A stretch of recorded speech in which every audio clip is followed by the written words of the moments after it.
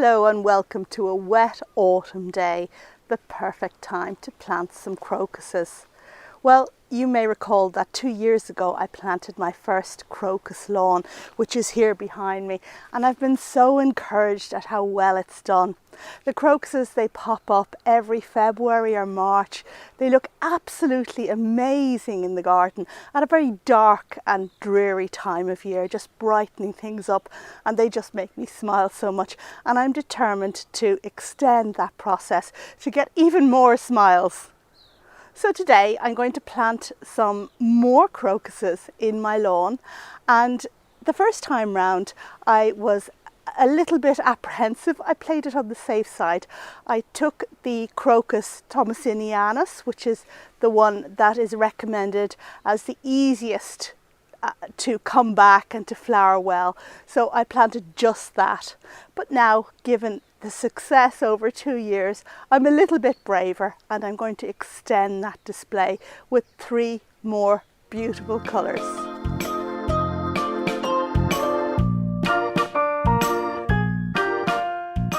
Hello, I'm Rachel from Douentza Garden in Ireland, and if you're new here, you're very welcome to the channel. Now, I garden in what roughly equates to as Zone 9. We don't have that system here in Ireland, but take Zone 9 as an indication of what I might or might not get through the winter. And today I'm planting or extending my crocus lawn. Well, I went to a gardening talk during the year, and when I was there, I got a recommendation for 3 glorious crocus bulbs that make gorgeous companion plants. That is, that they look gorgeous together. And they are Pickwick, which is very pale, with pale kind of mauve or lilac stripes. Then there's Flower Record, which is a darker purple, and those two together look amazing. And then finally there is the pure white Jeanne d'Arc or Joan of Arc. And these, wow, fantastic. Knowing which crocuses I wanted, I then had to source them, and my shop of choice is Bulby. Now, Bulby I've bought from on many occasions in the past. They're in the Netherlands, and they ship to both the UK and the EU, so it's a different site depending on where you want your bulbs to be shipped.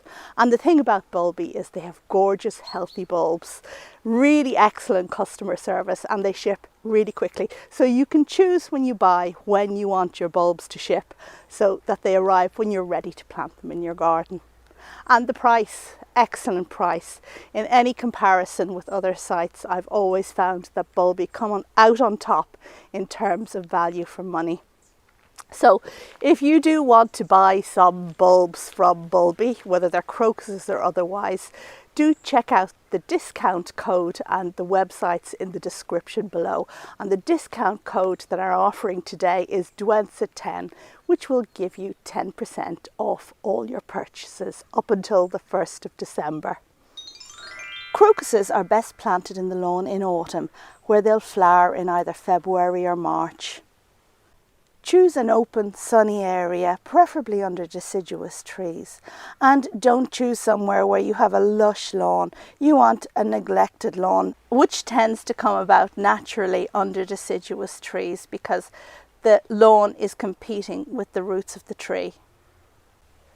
Now, this doesn't look open and sunny at the moment, but you have to remember that these bulbs will flower in February and March when the leaves on the tree are not here and plenty of sunlight will hit the grass below.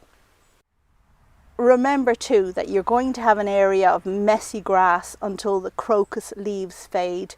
You can't mow until they've yellowed and faded away, otherwise you'll kill your crocuses. So first up, I'm going to empty the bulbs into this trug here.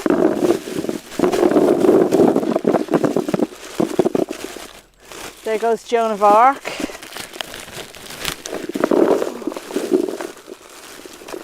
And the idea here is to mix them up because I don't want definite stripes of one colour. I want a more naturalistic look. Even if I did want definite stripes of one colour, it wouldn't really last. When these crocuses start seeding about and spreading, then they'd wreak havoc with my straight lines. So here we're just mixing everything around so that they will fall willy-nilly and even I won't know which is which. Now I'm going to take great handfuls of these bulbs and just scatter them on the grass. Now I'm not doing this at a great height as we did with the daffodils, because these are very small bulbs and I don't want them kind of bouncing everywhere and me running around like an idiot trying to find them. There we go.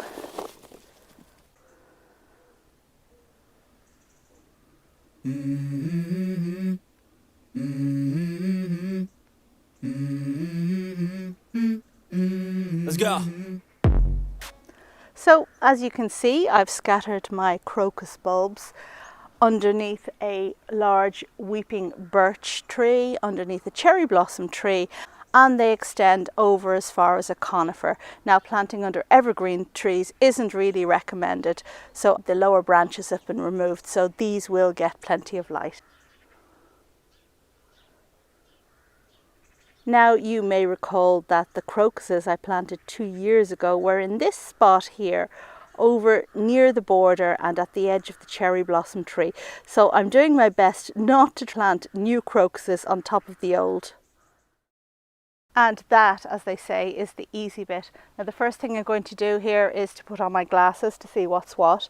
And I am going to try to plant these using a hori-hori. There are various ways you can do it, and you'll recall in my last videos on planting the original crocus lawn, I used the H method, as you say in other countries, which is to cut a capital H in the lawn and then peel back the grass, put the bulbs in and then place the grass back on top. However, it was a little bit tricky and I found it tough going. So I've opted to make individual holes this time round. If you have, like, say, a metal stick or something, you could do it that way, but I'm going to use the hori-hori. I've had a little experiment so far and it seems to be okay. But we'll see, because 1,500 bulbs are here waiting to be planted in. And that is a hell of a job. Whereas if you do the other method where you cut out the H and lift back the flaps, I think I got about 200 bulbs, or at least 150 bulbs in each set of flaps. So it's more work, but you get finished quicker. So anyway, we'll see how it goes, and I may need some help as this goes on.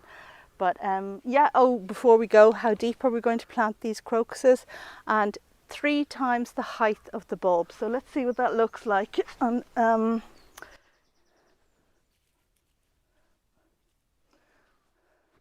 My bulbs vary in height. We've got the little teeny tiny ones like this. So they are not going to go very deep at all, up to about here on the hori-hori.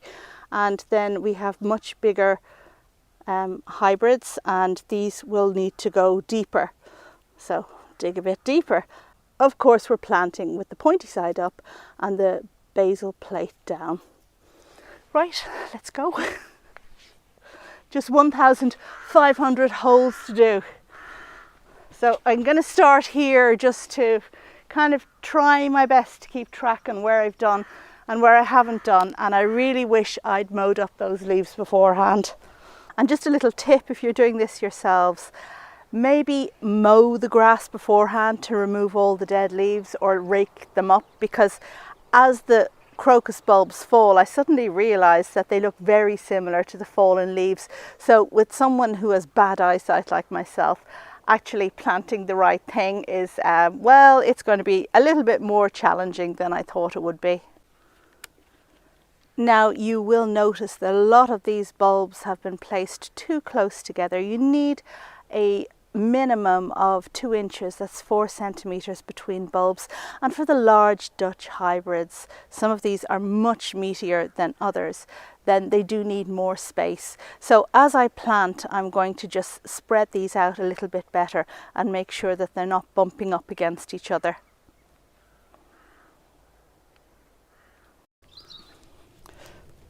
So I'm making a hole. I'm not actually going to dig it out, but just kind of opening the grass and pop the bulb down.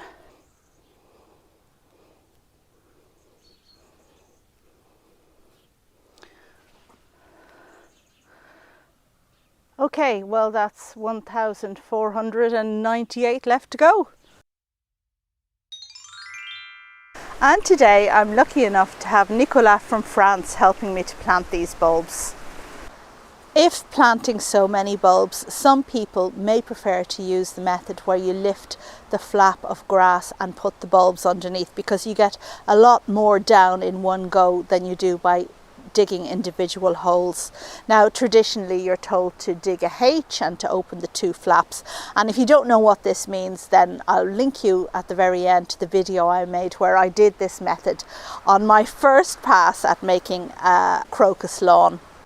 Now, as digging a H makes no sense here with scattered bulbs in kind of random patterns, you could alternatively kind of just like lift flaps of semicircles, something like that. Anyway, if you want to try it, do try it.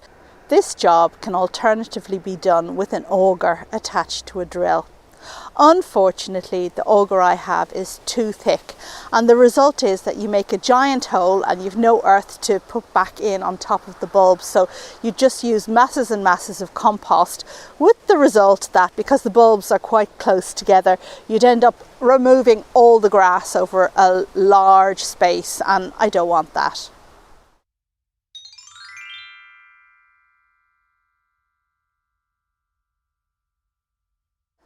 The rain came down a bit heavy in the end yesterday, so we decided to call it a day and to go indoors. So I covered up the remaining crocus bulbs with this tarpaulin. Now this is just to stop the birds pecking them away. The birds would hardly go out in the pouring rain. However, I'm taking good precautions because of stories I've heard from fellow gardeners of birds pecking up crocus bulbs. So there we are, job is done, and I'm absolutely delighted that all of those 1,500 crocuses are in the ground. They are going to look amazing in spring with their pale purple stripes, with their dark purple flowers, and with their pure white flowers popping up here, there and everywhere in a bejeweled, fantastic, glorious spring effect. So I guess just a few words on aftercare, that of course these bulbs must be left intact after they finish flowering. Don't cut the foliage back, let it die back naturally. Also, don't fertilise your lawn, don't aerate your lawn, and don't place any weed killer. Obviously as well, you're not going to deadhead your crocuses. It would be a terrible fiddly job, but don't do it anyway, because you want them to produce seed that's going to scatter around, just making more and more and more crocuses as the years go on. I hope you enjoyed watching this video. I want to give a big thank you to Nicolas for helping me carry out this job, and well, it was a little bit challenging, but today when we came out to finish off the job and it wasn't raining, it just went so much quicker.